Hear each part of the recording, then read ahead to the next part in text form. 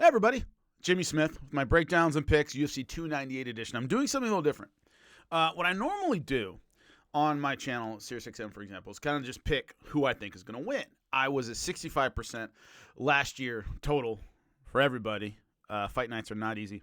But anyway, what I'm doing here that's a little different is I'm actually taking a look at the Lions themselves and not talking about, I am going to tell you who I think is going to win, but more who you should bet on, and doing the over-unders for how long the fight's going to go. Fun stuff like that I don't get a chance to really talk about most of the time. I'm going to do it for you guys because I appreciate you. So UFC 298 edition, breakdowns and picks, including over and under on rounds, something I rarely do. So Anthony Hernandez, Roman Kopylov, here's what I see. Right now, Anthony Hernandez, minus 245. That's too big of a spread. But the way I see this one is Anthony Hernandez, you look at the Edmund Shabazian fight, he likes fights dirty. It's the best way to put it. He kind of kept Shabazian guessing about when he was going for the takedown. He punches from some really funny angles. He goes for this really goofy, weird guillotine, sit-out guillotine combo that, doesn't always work, but he operates from weird positions that you have to figure out in real time, and that's not easy. Kopylov, his thing is he likes to fight clean. He's a more technical stand-up guy, right? His punches are a little more accurate. Both guys are doing great things right now. Both guys are finishing very, very well. The reason, and more on this in a second, you always ask yourself when you're making picks, all right, what does the UFC want? Right? Why did they book this fight? Why are they putting it where they're putting it? All these things. And if you can see what the UFC is seeing, it can clarify the fight a little bit. Anthony Hernandez is a guy who's on, right now, as we're sitting here, a 4-fight win streak. 3 of them finishes. And what I like about it is all 3 of his last 3 fights have gone to the 3rd round. He won 1 decision, got 2 finishes, but all in round 3. Ugly, dirty, wear you down, and then finish you. Shabazian had a decent round 1, and then after that, Hernandez was just all over and finished him early in round 3. So it's this death of 1,000 cuts kind of thing. He's not a one-and-done, knock-you-out kind of guy. But he's a finisher, but he tends to finish late. We'll get into the rounds in a minute. Kopylov is a guy who's also on a 4-fight win streak, also gotten a lot of finishes. They, once again, 2nd, 3rd round. He's not a first-round finish guy. So what do they want? They want a brawl, an exciting fight that will probably have a finish. I don't think it's going to be that early, but that's the kind of fight the UFC wants. That's why these guys have been booked the way they have. Once again, clean versus dirty. Kopylov, a bit more technical. His standard kickboxing is a little bit better. Does have decent power. Hernandez is a grinder who takes you down and makes you uncomfortable and gets position and beats the dog piss out of you. That's what he does. So for the fight itself, I think Hernandez is a good pick. I don't like 2.5 to 1. I think the odds should be a lot closer than that. So just for the money line, you might want to go Kopylov, although I do think Hernandez probably wins it. I like the over on this one. Right now it is the, let me see, what is he over under? Round and a half, right? So it's a standard over under. The over is minus 166. The under is plus 130. Over is a good bet. I think if it does end up in a finish, which it might, I think we're getting past halfway through round number 2. That's when I think we are getting past. So I would definitely go the over on this one. And Hernandez probably wins, but I really don't like the money line at minus 2.5. That's way skewed. Both guys are on a 4-fight win streak. Yeah, Hernandez beat the better talent, but not by a ton. So I think the odds are a little skewed here. I'm tempted to go Kopylov, but I still think Hernandez probably wins it. On to the first fight of note for most fans, Merab Dvalishvili versus Henry Cejudo. Let's start with the over-under. The over-under is 2.5, which is not surprising at all. Pretty much bet your house on the over for this one. At minus, you'd have to bet your house to make money, but everybody knows this one is probably going to decision. Both guys extremely difficult to finish. I don't like Merab being a minus 200. Right now, 218. I'm looking at DraftKings for the odds, by the way. Minus 218 over Henry Cejudo's plus 180. Look, Dvalishvili's ace in the hole is his MMA wrestling. Cejudo's an Olympic gold medalist. I don't think he just – and they wrestle in a very different way. A lot of people, what's MMA wrestling? MMA wrestling is usually simpler, comes from a lot of clinch positions, comes from wearing somebody down. You're not going to see a lot of outside ankle picks and stuff that you see at high level in the NCAAs and Olympics. You're not going to see that here. Cejudo has a more traditional wrestling background. Right? People who don't know, he never went to college. He went straight to the Olympics, 4-time state champion in high school, and ended up winning Olympic gold. Great. But his style tends to be a little bit more traditional. Dvalishvili's MMA wrestling isn't that much better. It isn't, wow, like a GSP where you go, man, for MMA wrestling, he's amazing. It's good. It's better than most. But a couple things stand out to me. When I look at the record, of course, recently of Merab Dvalishvili, he's been doing great things. Hasn't lost since the Ricky Simone fight, which, once again, made no sense to me. I thought the fight was over. But anyway, when you look at who he has beaten, Petr Yan, Jose Aldo, Marlon Moraes, Cody Stamann, John Dodson, none of those guys are great wrestlers. Number one, it's almost all decisions. The only TKO was Marlon Moraes, who at the end of his career was getting knocked out by everybody. Other than that, he hasn't won by knockout since Rafion Stotts at King of Combat, meaning before his UFC career. The guy just wins by decision. None of those guys were great wrestlers. None of them. Petr Yan's a decent grappler. He's not a great wrestler. So the idea that he's a 2-1 favorite against a guy who can wrestle, I don't like that. I would take Henry Cejudo. I either don't bet or take Henry Cejudo. Take the over and just, bet $300 to make $100, fine. Or go with Merab at 2-1. Are you kidding me? Those odds, when what Merab does really, really well, Henry Cejudo does really, really well. I just don't see with those odds. Hey, take Henry Cejudo right now at DraftKings plus 180. So for those odds, I go with Henry Cejudo. Jeff Neal, Ian Machado, Gary. Once again, a theme of UFC 298 is really widespread. Really heavy favorites in all of these. It is Ian Machado, Gary, minus 230 to Jeff Neal's plus 190. It's over 2.5, by the way, is minus 140. The under is plus 110. If you got better odds on that, you might go the under. Over is the smart pick. Why? The way they strike is very, very different. Jeff Neal is a decent finisher, but it's mostly a boxing range. What I liked in the Neil Magny fight is Ian Machado, Gary, really worked the calf kicks well. He's tall. He's 6'3", 170 pounds. He's very good at getting extension on his punches. Almost every time he punches, that shoulder's turned over, and you're way on the outside of his strikes. He's not a great inside puncher. He's a great outside puncher. So, ticky-tack, stay to the outside, leg kick, straight punches, keep the boxer at distance, and don't let him throw combinations. There you go. I just coached Ian Machado, Gary to victory. That would be the smart play. That usually requires a long fight. You're not necessarily hunting for the finish unless your opponent really does something stupid. Also, against Neil Magny, maybe that fight got more personal than it should have with the whole comments about the kid, and I'm not even going to go into it. But there were plenty of times he would knock Neil Magny off his feet with a leg kick and just stand there and just ha-ha and let him get up and mugging and clowning. And I don't know what you're thinking there, but it shows that tendency of get ahead and then I'm okay with that, right? Floyd Mayweather once compared himself to Sugar Ray Robinson, and Emmanuel Stewart, who was calling the fight, it was against Carlos Baldomir, said Sugar Ray Robinson would never be this much better than a guy and not knock him out. That's the difference. Certain guys get ahead and they're content to stay ahead. Other guys get ahead and go, okay, it's time to finish this dude. Ian Machado Gary is one of those where he really can finish you. It's not that he's a bad finisher.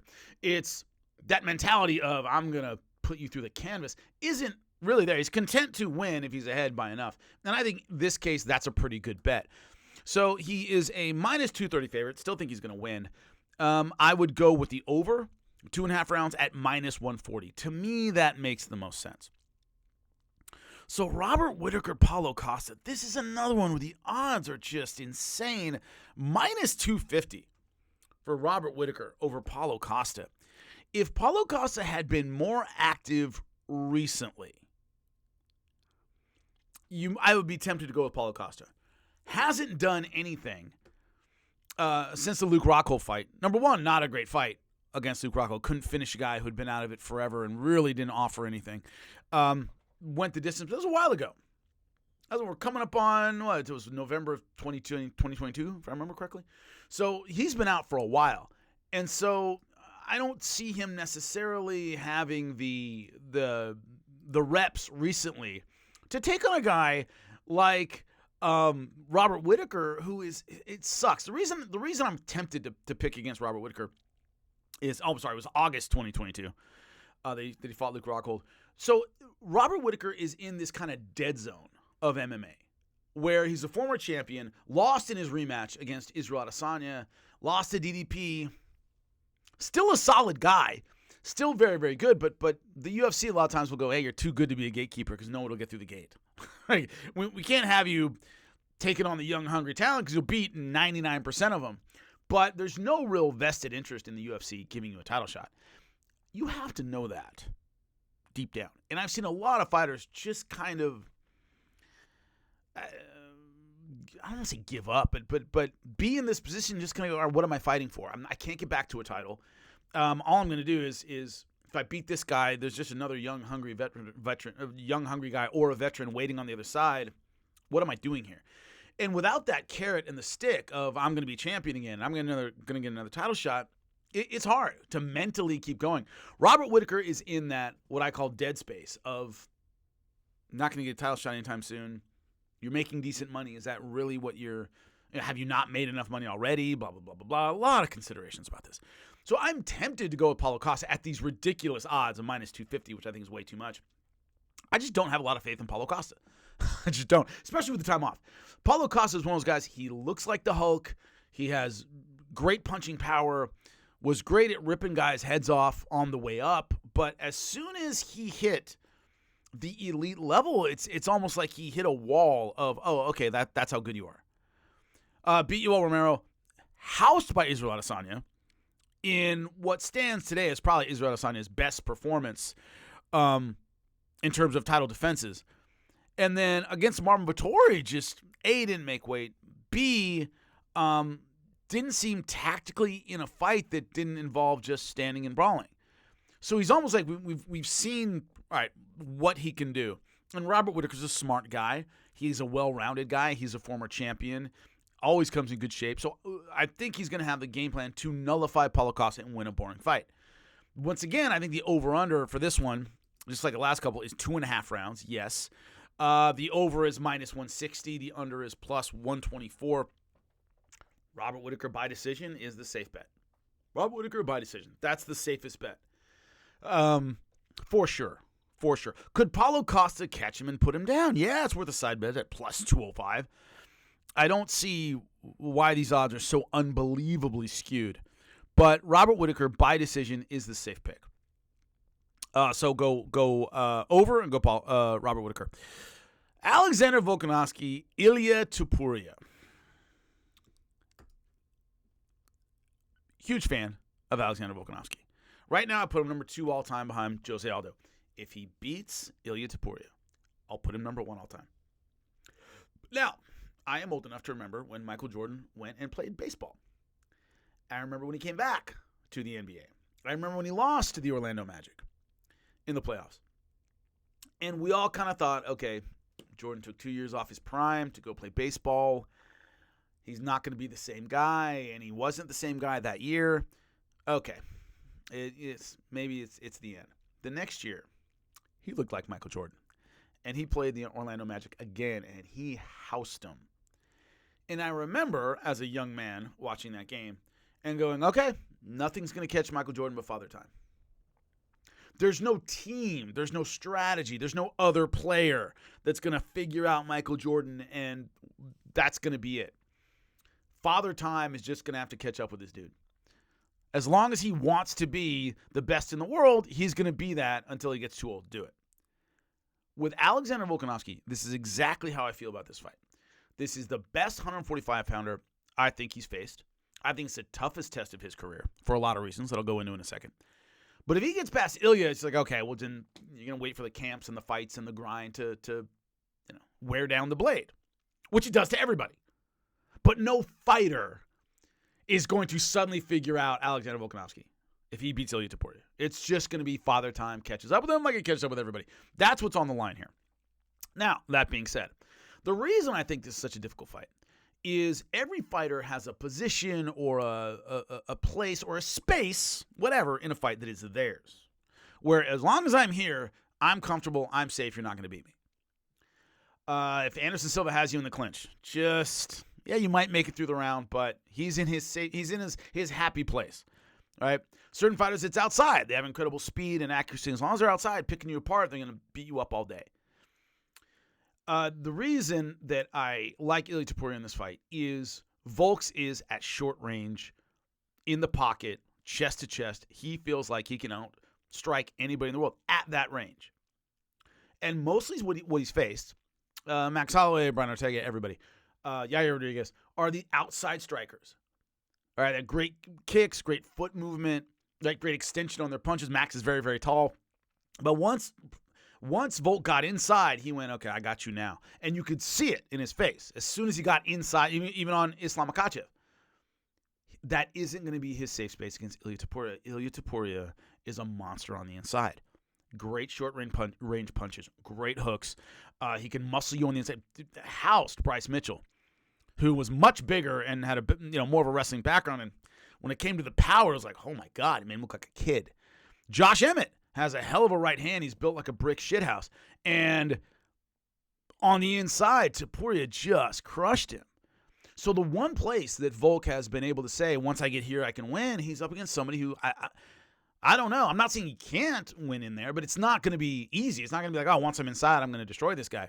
I don't believe that. So that comfort space of Alexander Volkanovski is going to be absent. He's going to be taking on a guy who's also a great short-range puncher. That's a big part of it.